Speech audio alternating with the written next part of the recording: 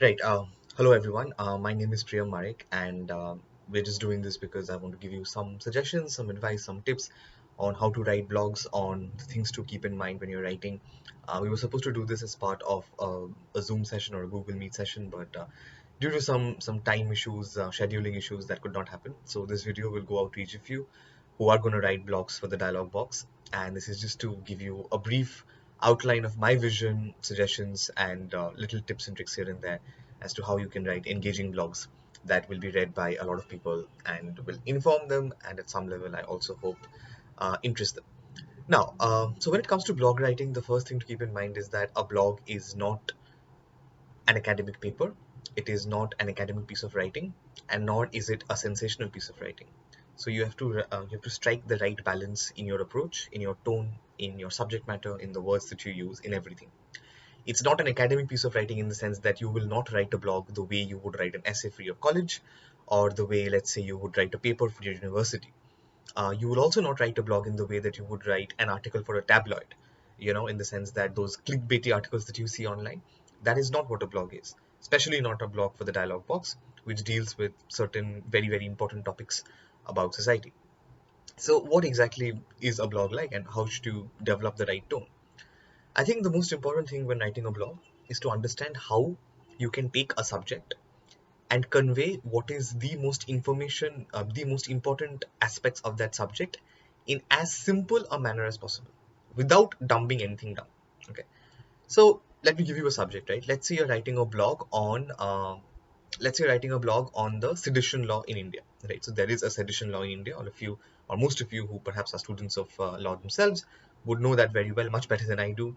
But the point is, if you have a sedition law in India, and if you're writing a blog about that sedition law, let's say you're explaining the nuances of that law, the subclauses in that law, how that law applies, whether it should be repealed, anything. It's a comprehensive assessment of the sedition law in India, perhaps ending with an assessment of whether it should stay, whether it should be repealed. Now, how do you write that article, or how do you write that blog? First and foremost, you ask yourself, what does the common person want to know about the sedition law? Most Indians with a bare basic understanding of law in India know that there is a sedition law. But there may be misconceptions, there may be prejudices, there may be misunderstandings about what that law entails and what is it all about. So ask yourself, what are the most common questions that people would like to know about the sedition law? Questions that you may have had yourself before you actually read up on that law, and try and structure your blog in an attempt to answer those questions. So if there are 4 or 5 questions, that is, number one, what is the history of that law? Where did it come about from? Is it a legacy of the British Empire, which it obviously is? How does that legacy endure? Why did India not get rid of that law once it became independent from British rule? That's question number one. Question number two is, what does the sedition law apply to? Like, do I get immunity from the sedition law if I am a journalist, if I'm a politician, if I am a minister, if I am a bureaucrat, if I am quote unquote a freedom fighter in some aspect of the sense? Um, do I get immunity from that? That's the second question you have to answer. The third question you have to answer is, how does the law go about in real application? So there's obviously a big difference between what a law stands for in its letter, and a very, very big difference, certainly in India, as to how it's carried out in real life. Like, what are the cases, the most noticeable, the most popular evident cases of sedition law being applied, either rightfully or wrongfully? So you explored that. So you explored maybe a trail of judgments, very, very briefly, right? Then the third question that comes to mind is, do we need a sedition law right now in India, given where we are, given the nature of our democracy? Is that something that is valid? And that is, of course, where your opinion comes in. Educated opinion, not just random guesses and random comments. An opinion that has been formed by reading a lot of other sources, looking at other people's informed opinion, and then making an assessment of your own. So that's like the, let's say, the third question that you have to answer. And you do this in about maybe 1,000 words, 1,200 words. You distribute your structure accordingly. You allocate maybe, let's say, 300 words for the history.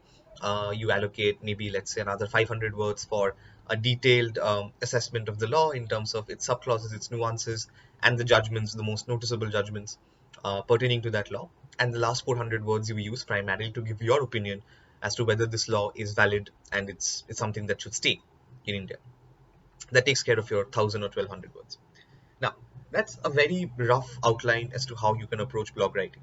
Of course, it can be far more complicated than that if you're dealing with more complicated topics, or if you're dealing with different kinds of blogs, So what are the different kinds of blogs?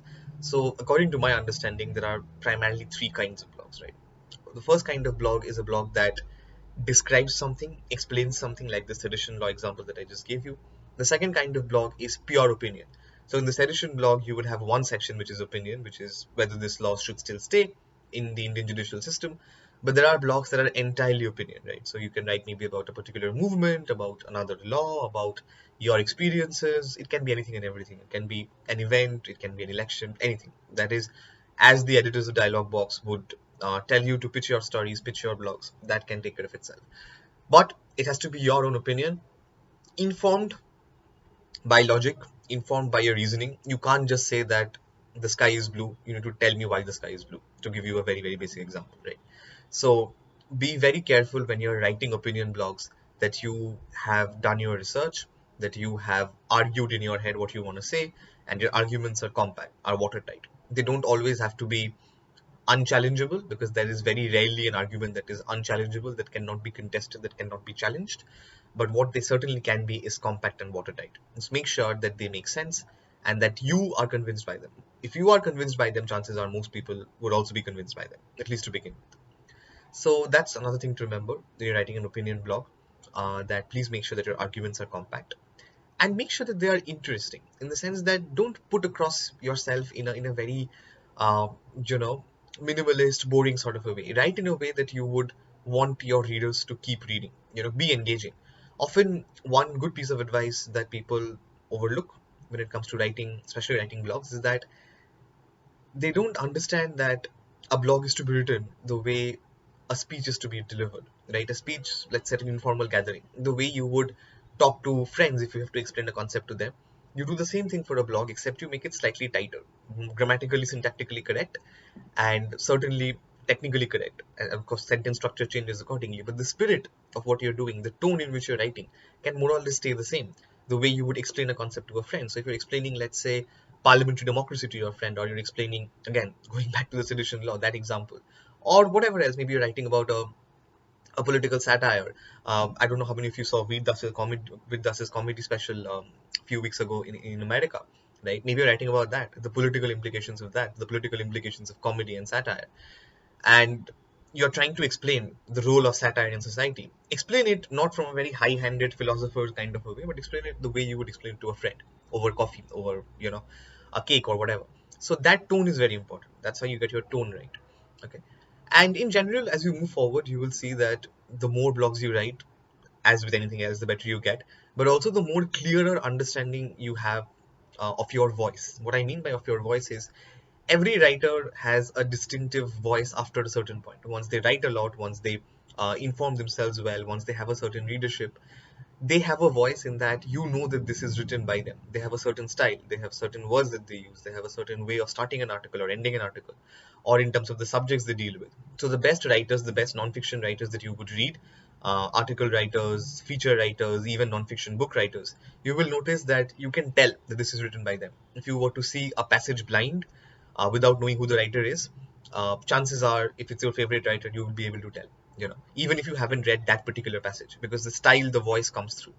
So good blog writing is about that. It's about ensuring that people get to hear your voice. What do you really have to say? Okay. So work on that. Read up as much as possible. The recommendations in terms of reading up, I would say, for blog writing, or for in general, just for any kind of non-fiction writing, I would say read certain Indian publications like the Indian Express, like the Hindu. There is this very good newsletter called the India Cable. All of these links I can share later on once I'm added to a WhatsApp group, which I think I will be for any clarification of doubts or questions you may have from your end. So Indian publications, Indian Express, the Hindu, this newsletter called the India Cable, are very, very well written, very compact, thoroughly researched. Very, very little of propaganda. There's always some propaganda, but not as much as maybe other places.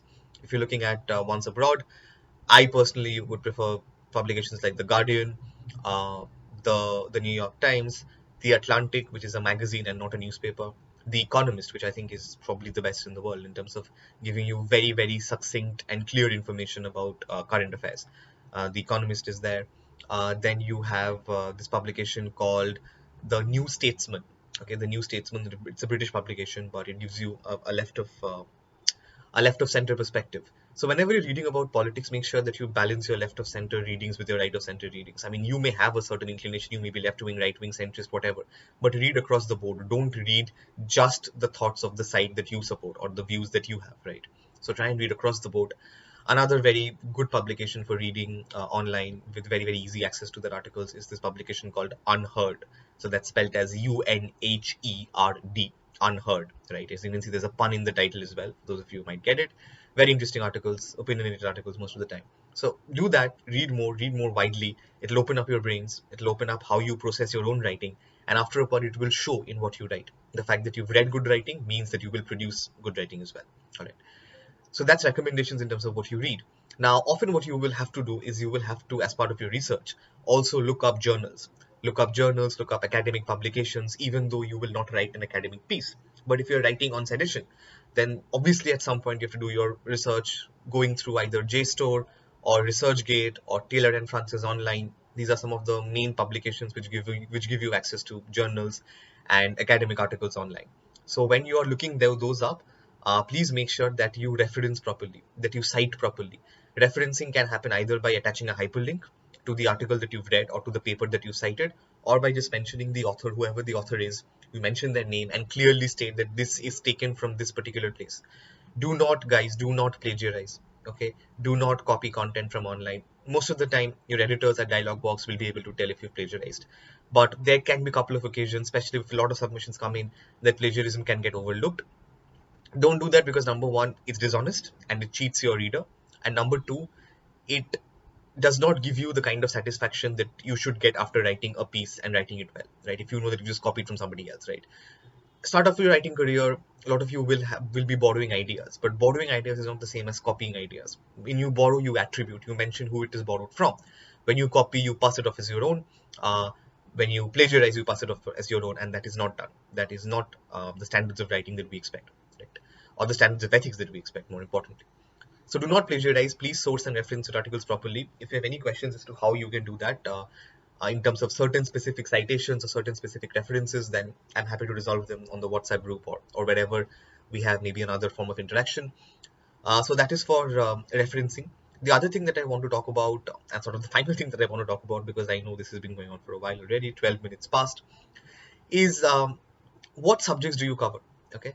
Now, I think Rito Brutoda and the others at Dialog Box can give you a better idea of this. But from the way I look at it, the way I understand Dialog Box, I think I look at this as an outlet for views that would interest students, that would interest professors, that would interest anybody who wants to be educated. It's very different from saying anybody who wants to be in education. You are in education at a certain point of your life and then you're out of it, right? Like currently, I'm a freelance journalist. I should have told you this at the start of the talk when I introduced myself. But I'm a freelance journalist and content writer, and I'm not in education, as in I'm not currently a student. But I'm still getting educated in the sense that I still learn from whatever I read, from whatever I write, from whatever I talk to people about. And that is what the dialog box has to do. It has to generate conversation for people who want to be educated. So you may not have read about the sedition law in school or in college or in university, but you want to read about it now, even though, let's say, you are a banker and you're 35 years old. You are writing for that banker. You may be a student in the sense that you may be 18 years old and you want to apply for university abroad. You have no clue how to do that. You come to the dialog box, you find out. You are also writing for that student. Maybe you are a professor who's very, very interested in the Chinese political system, but all your life you've been studying the American political system.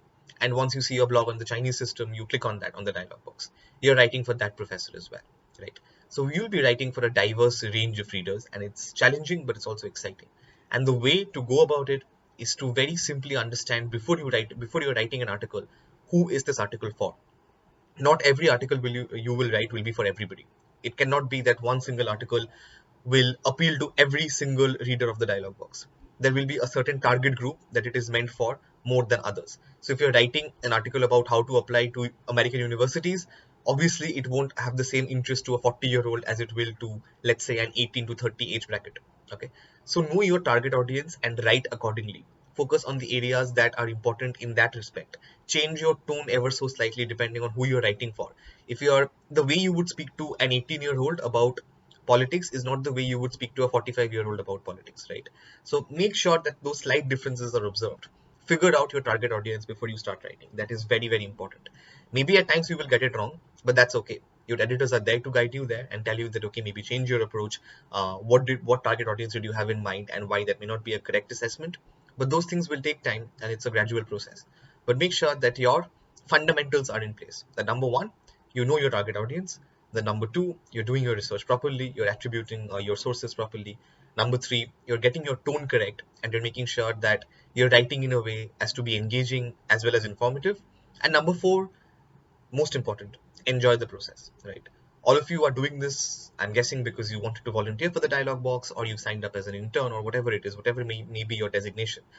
The common thing that binds us all is that we are interested in the endeavor of the dialogue box and in taking it further. So if you are interested, it means you should enjoy the process. Of course, doesn't mean you enjoy every single aspect of the process, but you enjoy the process as a whole, the process of writing. Because the moment you're not doing that, you won't deliver at your best, right? And also, the whole point of doing something voluntary and something that concerns an initiative like the dialogue box is to enjoy it, right? Is to believe that you are making a difference somewhere, sometime to someone. And as long as you enjoy it, everything else will be taken care of, right? I hope to interact with you more, hopefully virtually in another Zoom call, Google Meet, whatever, instead of just rattling off a 15-minute video, more than 15 minutes now for you to listen to. But I'm sorry if I wasted a lot of your time, but I hope there was some useful insights, and whatever questions, queries, suggestions, counter suggestions, challenges you may have to whatever I said, and feel absolutely free to challenge me and be like, oh, I think you're wrong on that. This is why it's right. But if you think I'm wrong on something, again, prove it. Don't just say I'm wrong. Prove it why, and I'd be very, very happy to accept that criticism on board. And I hope to answer all of these queries and take up all these challenges in the WhatsApp group whenever I'm added, or in whatever way I'm interacting with you in the future. So thank you so much for listening to this. Take care, and I hope to be able to interact with all of you soon. Thank you so much.